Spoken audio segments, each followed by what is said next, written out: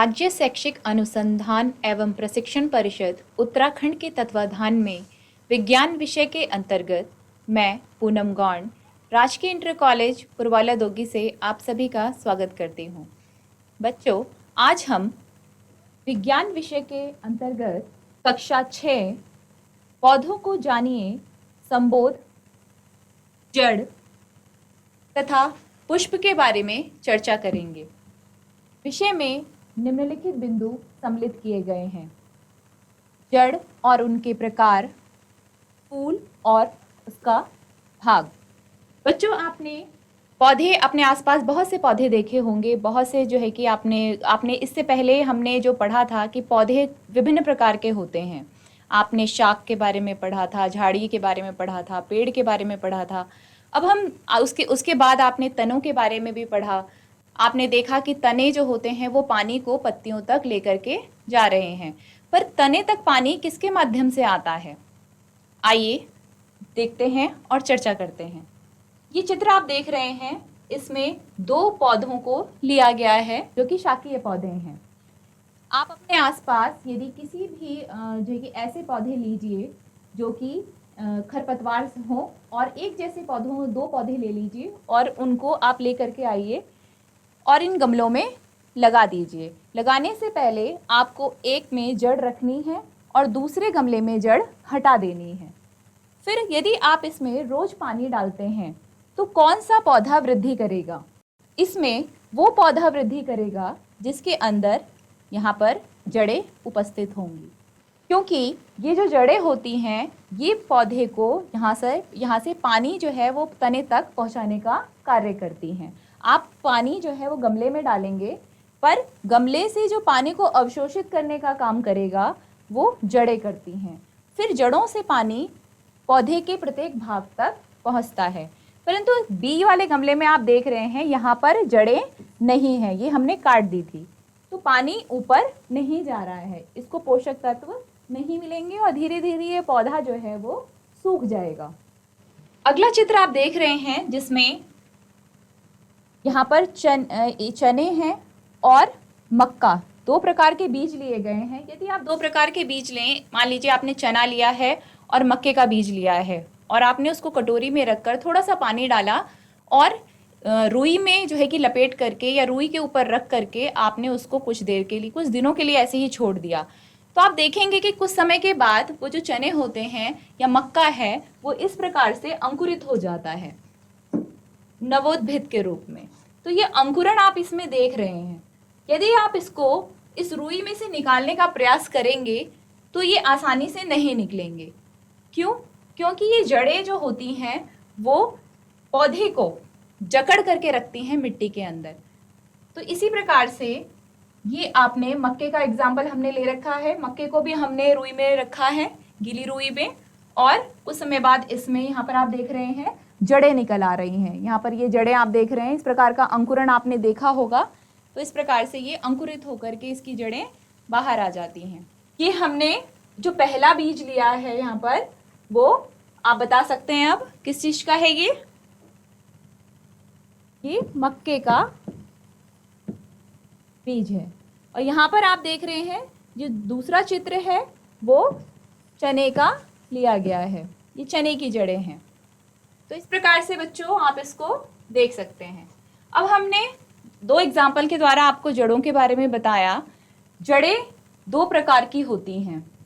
अब ये इनके भी प्रकार होते हैं। जड़ें अगर आप देखेंगे, अगर आपने पौधों को कभी जो है कि देखा होगा, उसके लगाया होगा, पौधारोपण किया होगा, जो आप करते हैं अपने आसपास, आपने माली को भी लगाते देखा होगा, अपने घरों में भी लगाया होगा, तो आप देखते हैं पौधे के नीचे जो होती हैं वो एक प्रकार का जाल होता है।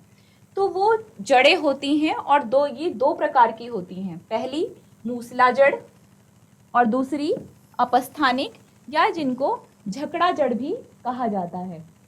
तो ये दो प्रकार की जड़ें हैं। सबसे पहले हम देखेंगे मूसला जड़। आप इस चित्र में देख रहे हैं ये एक पौधा है जिसमें नीचे, अब मिट्टी के अंदर आप सभी जानते हैं कि जड़ें होती हैं। तो आप इसमें जड़ें देख रहे हैं और जड़ जो है वो इसके अंदर लंबी जा रही है, बहुत नीचे तक आप देख रहे हैं, ये इस प्रकार से लंबी जा रही है। तो इस प्रकार की जो जड़ें होती हैं उन्हें हम मूसला जड़ कहते हैं। इसमें कुछ जड़ें साइड से भी आपको यहाँ पे दिख रही हैं इस प्रकार से, इनको हम पार्श्व जड़ें कहते हैं। ये पार्श्व होती हैं जो इनके साइड से निकलती हैं, इनके किनारों से निकलती हैं। मूल जो होता है उसके किनारे से जो जड़ें निकल रही हैं उनको पार्श्व जड़ें कहेंगे, और जो ये लंबी जड़ें नीचे की तरफ जा रही हैं इस जड़ को हम मूसला जड़ कहते हैं। इस प्रकार की जड़ें मूसला जड़ कहलाएंगी। तो इस प्रकार की जड़ों का यदि बच्चों आप एग्जाम्पल देखेंगे तो यहाँ पर आप देख सकते हैं ये मूली में भी इसी प्रकार की जड़ होती है। आप देख रहे हैं कि मूली जो है वो, इसमें जो एक लंबा सिरा होता है वो नीचे की तरफ जाता है बहुत गहराई में, और उससे साइड में अन्य जड़ें जो हैं वो निकल रही होती हैं। क्योंकि इसमें भोजन जो होता है वो स्टोर होता है, संचय होता है, इसलिए ये फूली हुई भी होती हैं, और इस प्रकार मूसला जड़ का ये एक एग्जाम्पल भी है। इसके बाद आपने 2 प्रकार की जड़ें पढ़ी। अब हम देखेंगे इस पौधे में आपके सामने एक चित्र है और इसमें एक तना 2 तरफा मार्ग की तरह दिखाया गया है। अब 2 तरफा मार्ग का मतलब क्या है? यहाँ पर आप सभी ने पढ़ा अभी कि तने जड़ें जो होती हैं वो पानी को अवशोषित करती हैं। तो यहाँ पर जड़ें जो मिट्टी के अंदर हैं, आप जब इसके अंदर पानी डालते हैं या पानी जो है जमीन के अंदर जो पानी है, जड़ें क्या करेंगी? इस पानी को अवशोषित करेंगी। पानी जो है वो इन जड़ों में जाएगा।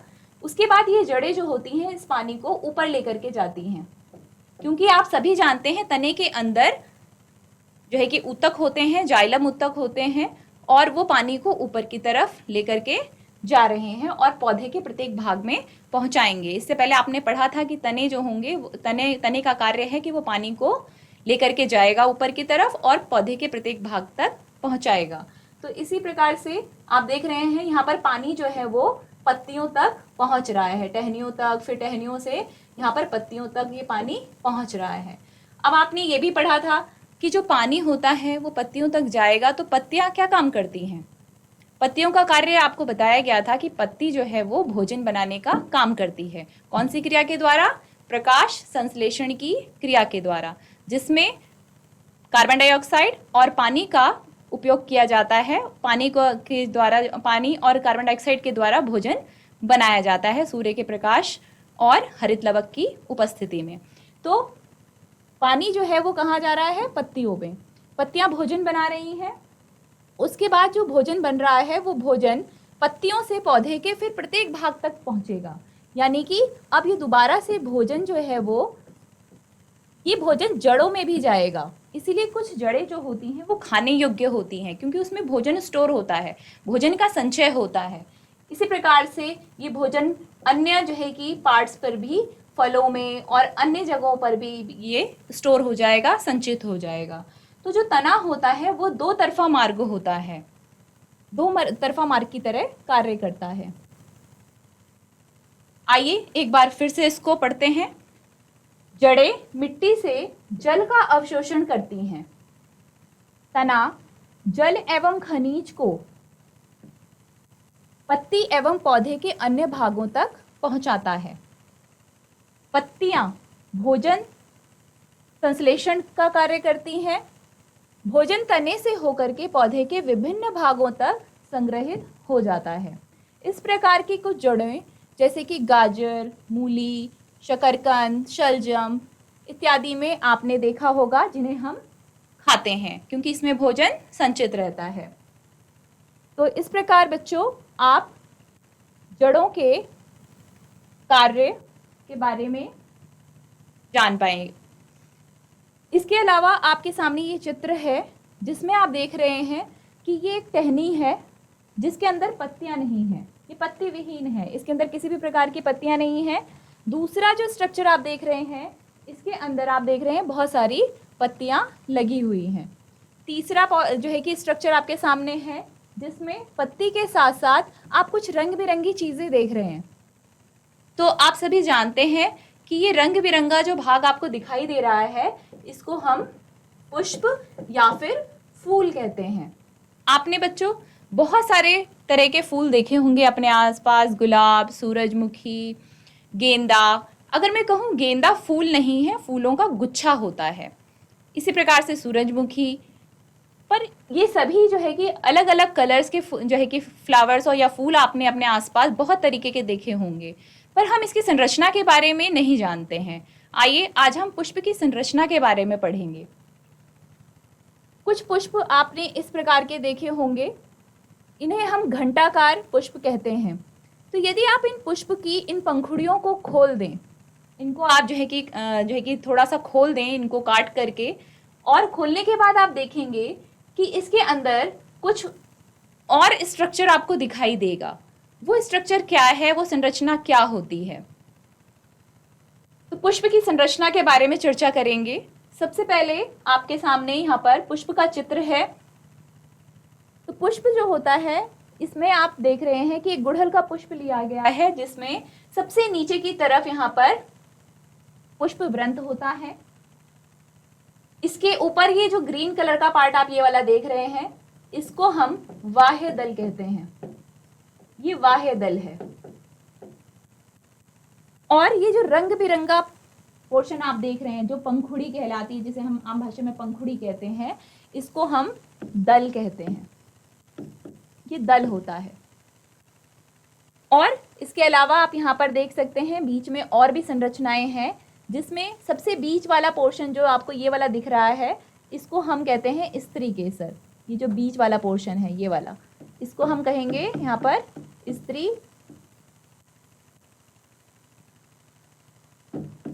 ये स्त्री केसर का भाग है, जो बीच वाला पोर्शन है। और ये जो तंतुनुमा स्ट्रक्चर आपको किनारे किनारे दिखाई दे रहे हैं, इसे हम कहेंगे पुंकेसर। तो बच्चों, पुष्प के जो मुख्य भाग होते हैं, उसमें बाह्य दलपुंज जो सबसे बाहर की तरफ होता है, दलपुंज जो आप ये रंगीन भाग देख रहे हैं, पुमंग जो कि पुष्प का नर भाग होता है, जिसे हमने पुंकेसर भी यहाँ पर लिखा हुआ है। इसके अलावा जायांग जो कि पुष्प का स्त्री जो है पुष्प का मादा भाग होता है, और हम इसके स्त्री केसर भी कहते हैं। अब हम पुंकेसर को, आप इसमें चित्र में देख सकते हैं, पुंकेसर के भाग के बारे में जानेंगे। ये पुंकेसर का चित्र है जो आपने पहले देखा पुष्प के अंदर। इसमें जो सबसे ऊपर वाला सिरा होता है, इसको हम परागकोश कहते हैं, जो आपको ये सबसे ऊपर की तरफ दिखाई दे रहा है, इसे हम क्या कहेंगे? परागकोश। और नीचे का ये जो वृंत दिखाई दे रहा है आपको, ये जो धागेनुमा स्ट्रक्चर दिखाई दे रहा है, ये वाला, इसको हम कहेंगे तंतु। इसे हम क्या कहेंगे? तंतु। तो इस प्रकार परागकोश और तंतु पुंकेसर के भाग होते हैं। अगला जो चित्र है आपके सामने, ये स्त्री केसर का है। ये भी पुष्प का भाग है। स्त्री केसर जो कि पुष्प का मादा भाग होता है, और इसमें 3 भाग आपको दिखाए गए हैं। जो सबसे ऊपर की तरफ भाग होता है, इसको वर्तिकाग्र कहते हैं। बीच में जो यहाँ पर नलीनुमा संरचना है, इसको हम वर्तिका कहेंगे। और जो सबसे नीचे का पोर्शन है, जो फुला हुआ भी है, इसको हम अंडाशय कहते हैं।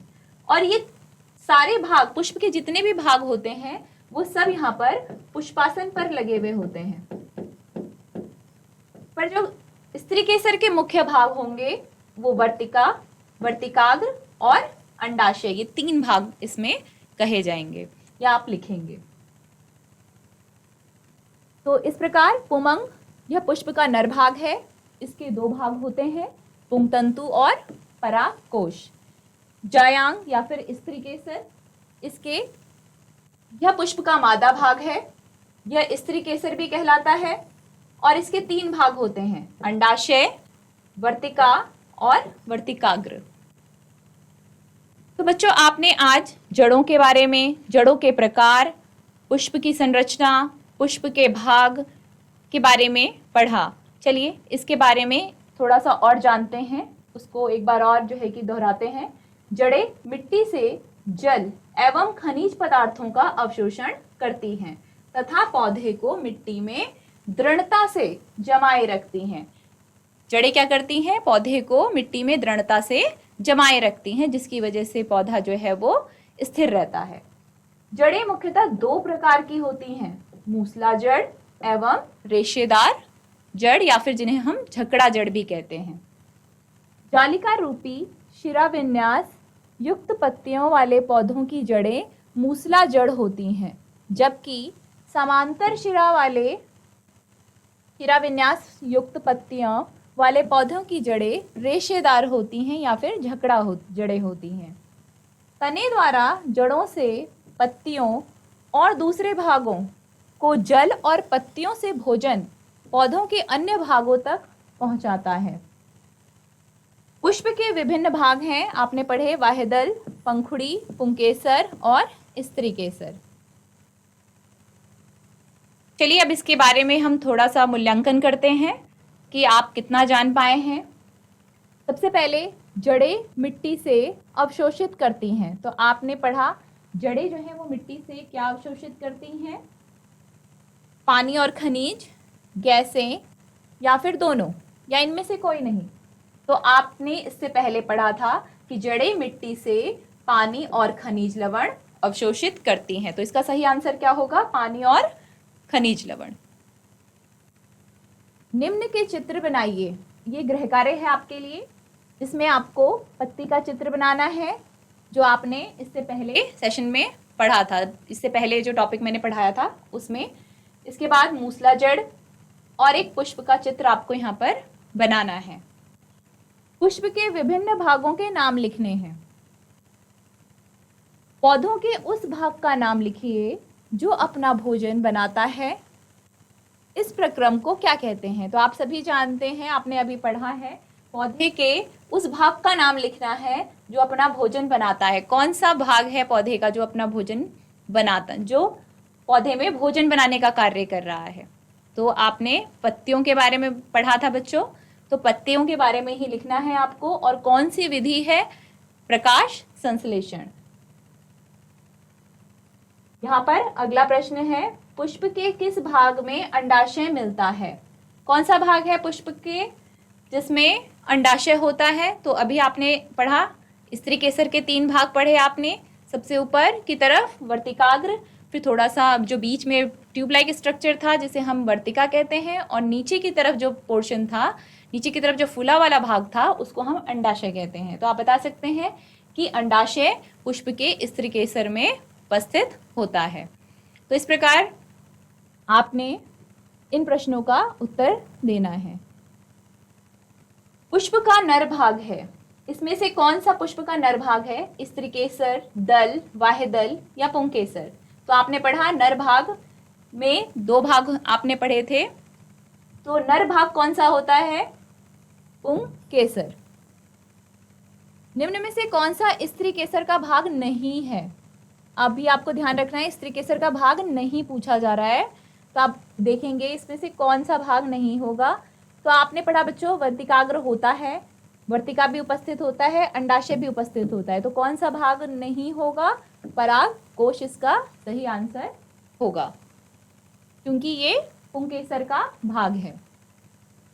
तो इस प्रकार बच्चों आज आपने जड़ के प्रकार, पुष्प के भाग और उसमें जनन अंग के भागों के बारे में भी अध्ययन किया। आशा करती हूँ आपको आज की कक्षा में समझाए हुए समस्त बिंदु समझ में आ गए होंगे। धन्यवाद।